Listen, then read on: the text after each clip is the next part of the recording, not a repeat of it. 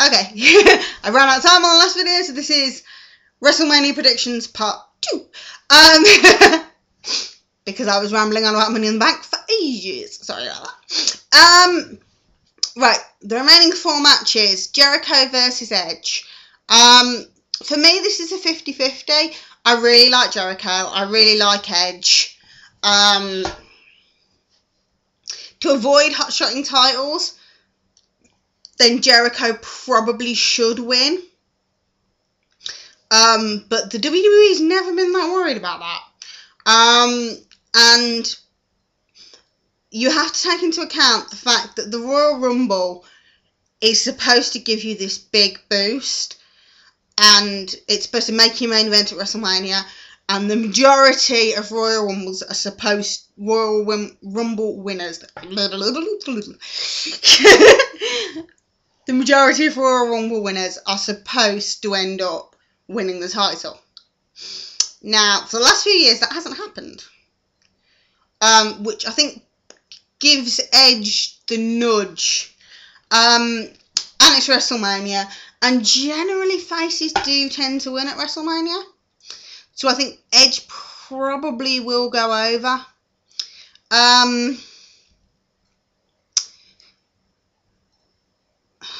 Yeah, I think, to be honest, I don't mind either way.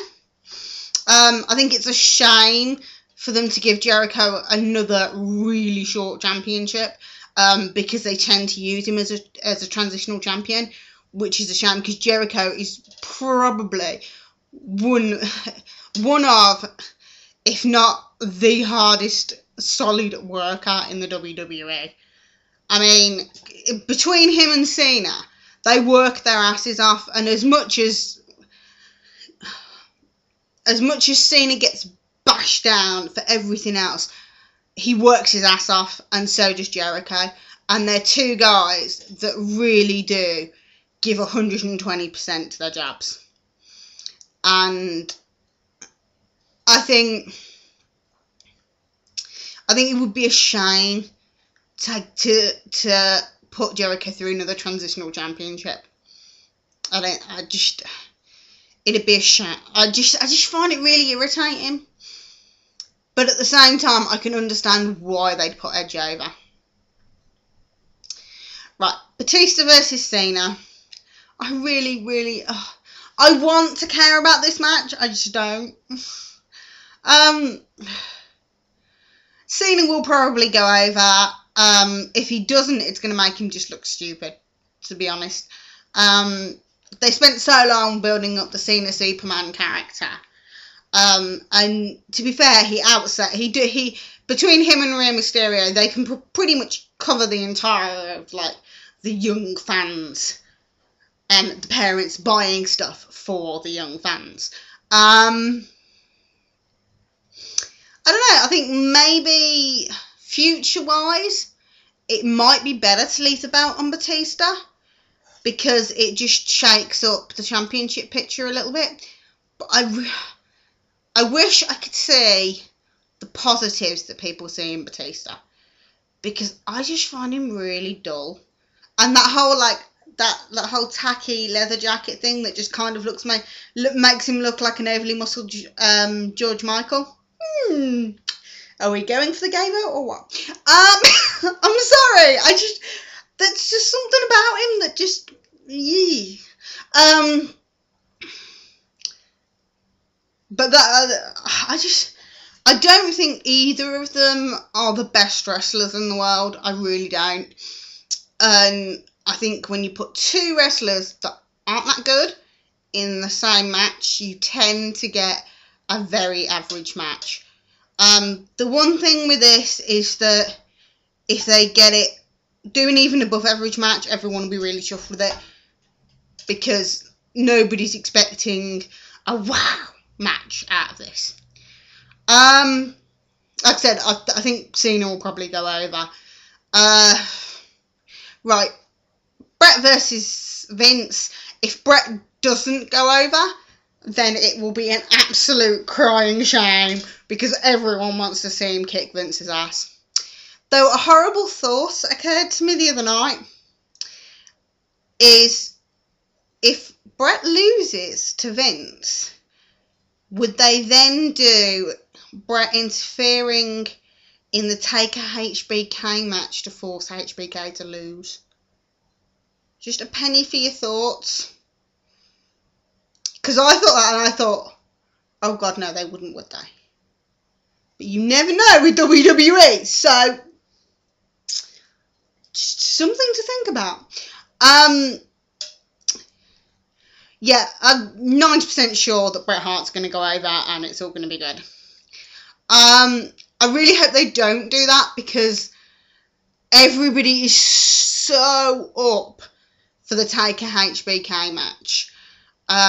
Everyone thinks it's going to be absolutely awesome, and I can't say I disagree. I think, as everyone pretty much knows now, there's been a lot of spoiler stuff about HBK saying that he wants to leave, and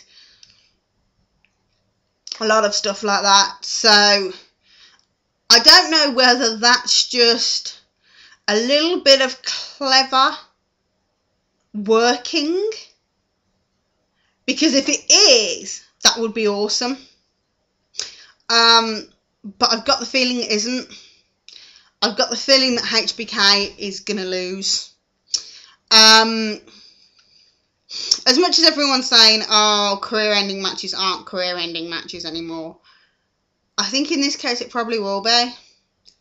Because if HBK really, really doesn't want to stay anymore, because he wants to go spend time with his family, he wants to go do things that aren't WWE related, then if he does lose, I don't think we'll see him for a long time.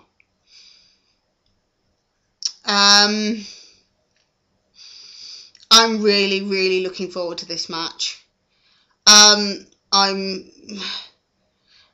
about 70% sure that HBK is going to lose, and we're going to keep the streak. Okie dokie, so that is my WrestleMania predictions. If there's any questions you want to ask, anything like that, feel free.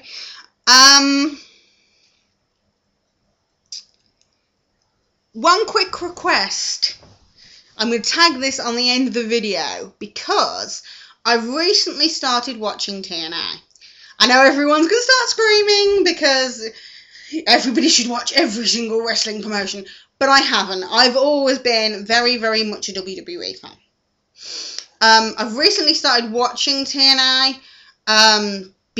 mostly because of Jeff Hardy and RVD, and I admit to that.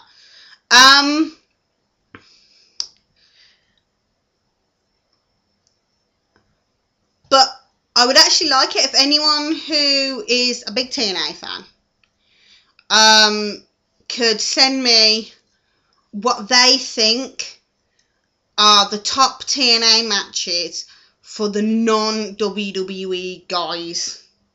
So, sort of Sting, AJ Styles, maybe some of the Ultimate X guys.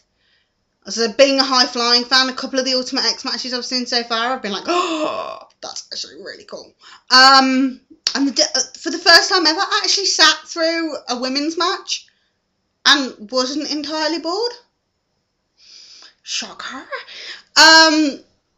I mean, I knew that everyone said the TNA knockouts were better, but I was just kind of like, yeah, whatever. But that actually wasn't bad. It was a bit slow moving, but I can see why people rate the knockouts more. But yeah, that'd be really, really cool. So yeah, but top matches from TNA guys who aren't ex-WWE. So Sting, AJ Styles, anyone else you think I should take a look at to help me get into the TNA world. Okie dokie. That's my little bit. I hope everybody enjoys WrestleMania, and I hope I get a few replies on the whole TNA thing. Okay. See you guys.